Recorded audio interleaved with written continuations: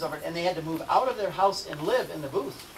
And this is called the Feast of Tabernacles, or the Feast of Booths. And you go into Jerusalem, into the Jewish, the Hasidic area, they're all living under branches. And I had a friend who's a rabbi in Southfield, Michigan, and I went to his house. He's an old man, Rabbi Friedman. He says, "Watch this, Steve."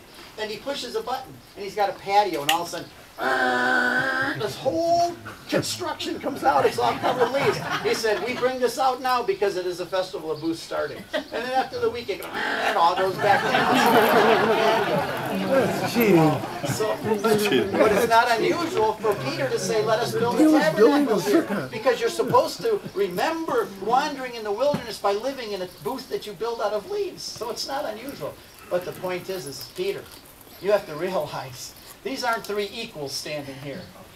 Moses and Elijah are here passing the baton on to Jesus, and he's going to run he's the new Moses, going to finish for us.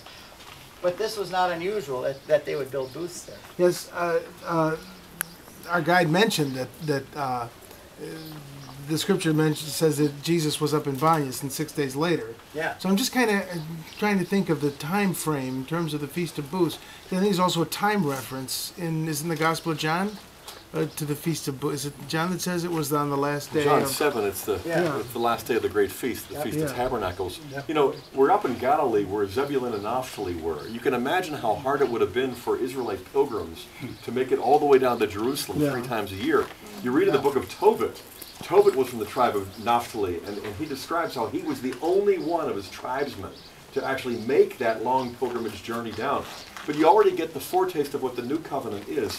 Instead of having to go to the earthly Jerusalem for however many miles away you live, there's almost a sense in which the heavenly Jerusalem comes to you. It comes to us. Yeah. One thing for sure, there's a lot of walking involved. And it's no small deal to go from here down to Jerusalem for the feast. You think, I'm going to make this point when we drive through the Jordan Valley.